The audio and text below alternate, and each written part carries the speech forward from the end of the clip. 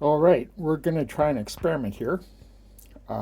This is the recoil case of the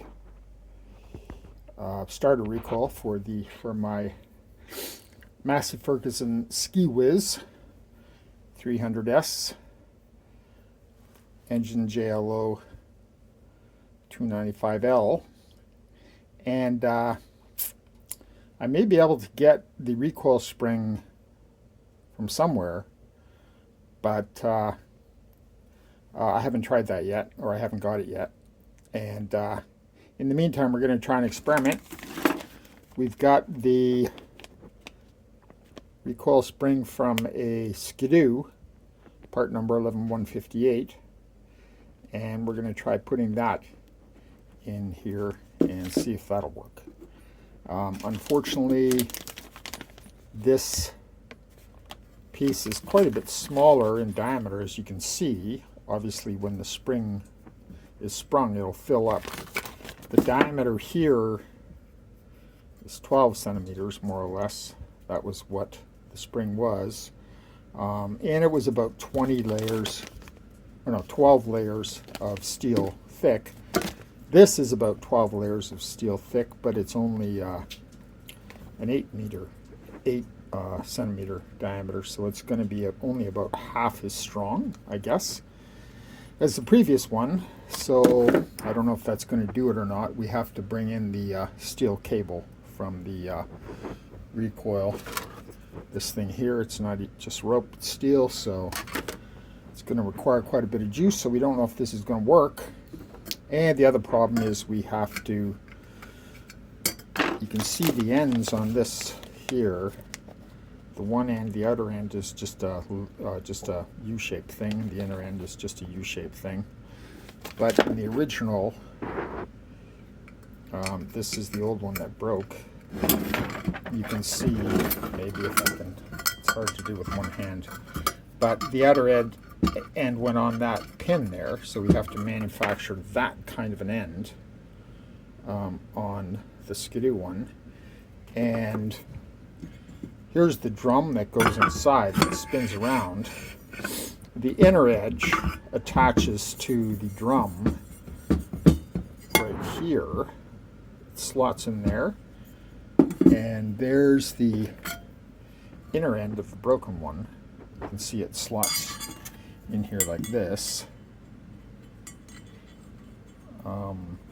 So we have to manufacture so that we can slot the inner end into there. So that's going to require some fooling around, because this inner end is not exactly like that either. Now, I have been playing around with changing the bend on these springs, which happily is easy to do. Just heat it up a bit with a torch, and or butane torch, whatever, and you can bend this easily. My plan is to bend it into that shape for the outer pin, and then I'll drill a hole and put a steel rivet in there. I tried heating up a bit and drilling it. That's easy to do as well. So shouldn't be that hard to get it all set up. This first part is a bit of a dodgy operation here, because these coils have a lot of force, and before I start modifying this end here, or this end here, I need to get this coil outside of its this outer steel piece, which is holding the whole thing together. And I know that these things have a lot of strength, so I'm hoping if I cut off this outer steel thing with these two zip ties, it's going to keep it together. But I think I'll put on some gloves and some safety glasses and see what happens. I'm afraid that if I remove this band, all hell is going to break loose. But we'll find out. I should mention that I jammed this screwdriver down in there to give me a bit of room to put in this other zip tie. The plan will be eventually, I guess, to cut off this tie to get me more, this outer piece, so it sticks out here so I can start bending it. Well, that kind of worked out. I pried off the band and everything was perfect for a second, and then I touched it and these two zip ties immediately went together. Thankfully, there was that bend on the inner one. Otherwise, the whole thing would have sprung out, I'm sure. So it's being held together, and I've got lots of end to fool around with this end. So here's the setup here prior to my first attempt at bending. Got some vice grips there, sort of a heat sink. I'm imagining that as you heat up this steel, it'll lose some of its springiness. And I also put a pair of vice grips on the coil itself to do, I don't really trust those zip ties. So we'll see how it goes. And there we got the little torch to heat it up. You don't have to heat it up that much. It doesn't have to be red hot to make it pretty easy to manipulate. Well, here's the upshot for the outer end. There's what our target is. There's what I ended up doing. I don't think it matters that it bends down a bit here. I can always bend that if I need to. I put a steel rivet in it.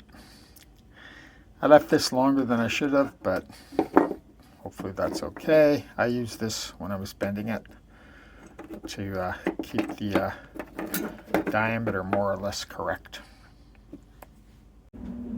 All right, now we have to think about the inner end of our recoil spring. I put the broken inner piece from the previous spring in place here, and you can see that this end here is what fits inside the drum into this. That round part goes into that hole, and the spring continues on in that channel. And when we insert the drum in like this, we can use this hole on the top to guide that inner end to where it's supposed to be. So I'm thinking here's our recoil spring as we have it so far. There's the top here. You can see our end that we already manufactured. So now this inner part, the inner end, is very good with this camera business. The inner end is down in here. So that's what we're going to have to somehow bend, and so that we can get it to go into the drum. So I'm thinking at the moment that I'm going to put this new spring inside the housing here where it's supposed to go, allow it to spring out into its position, and then isolate this inner end and bend it as required using heat, but at the same time trying to make sure I don't heat up too much of the rest of the spring. So that's the plan. I think I'll do it with a piece of, I think I'll get a 1/4 inch piece of plywood that I can put on top of here. I can cut a hole in that 1/4 inch piece of plywood, find the end, isolate it, bring it outside the plywood, and get a chunk so long of the inner end, so to speak, and but keep it isolated from the rest of the spring because of the plywood, and maybe put some more heat shielding. I have no idea if I'm being obsessive or what. It would probably be a lot easier in this whole thing just to unspring this spring and do what I need to do and then wind it back up. But we'll go with my plan of keeping it sprung. All right. Well, here's my setup. 100% overkill, but fun nonetheless. So now I just have to go in and snip those zip ties, and it will unravel at high speed and scare the heck out of me. So there's the net result. Not nearly as violent as I thought it would be. Yeah, the question is whether or not this spring is going to be strong enough. So the idea now is I cut a bigger gap in this disc here. The idea now is to isolate this end and pull it up so that we can fool around with it with the torch without heating up everything too much. Okay, now I've got the inner end isolated.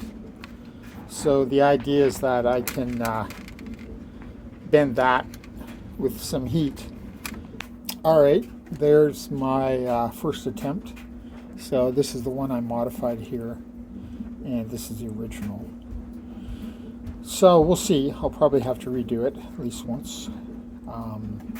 This one is bent underneath, whereas this one just comes down to the edge. I'm concerned that this edge will start chewing away on the drum, but I don't think it will, because it's going to be a tight enough fit in there that I don't really think you can move much. All right, so here we are ready to reassemble. I'm just going to put things together without using low temperature grease or anything at this point. I think I'll just do a little bit of oil just to test it out, see if it seems as though it's going to work. And important, I think, which will be useful, I can actually, when I take this drum, I can actually fit this end into it already. Just pull it up like that. And that should help me make it easier to install it, I would think. And I'm going to wind this thing up all the way, then put the cable in, and we'll try it out. All right, next we're going to put the steel cable on. So this is the end here that used to have the handle on it. So we will feed that through here and up out the tube and put the handle on it. And the other end, which gets this steel thing here, which actually goes, notice it's got this lip on it here. It's going to eventually go in with the lip up, like that. Although, of course, the cable's going to be coming out this way because it's going through that hole up there. And we're going to try this just without any tension, just putting it on like that and see what it seems like. All right, so we got the steel cable in. There's that piece on the end that had the lip. Lip is up. And it was a bit of a pain to get it through this hole in the plastic here. But not too bad. I just pushed it all the way and used my little pick device, this thing here, to grab the end or bend the end so I could push it through the plastic. All right, so in theory now, well, I needed to coil it up first before I put it in. So we're going to go back to the drawing board and coil it up first. So we're going to tighten that drum up as much as we could and then put the rope through. Well, there it is, all back together, greased up. Used low temperature grease. Put in a new gasket here. Pretty straightforward to put it back together. Kind of a pain to get the drum wound up and feed the cable through, but not too bad. And she works. Can't really, we got one hand here. It's a bit gutless, but works fine. We'll see if it works on the engine. Certainly pulls out and recoils back in. You want to make sure before you tighten these screws up here, put this on top of those little brakes, those little two cap and a nipple with a spring that go on the end of those cogs. You want to make sure that they're not binding, like press down first and make sure it's freewheeling before you start tightening up these screws, because you can get them crooked and they don't work properly if they're crooked. All right, so we'll see.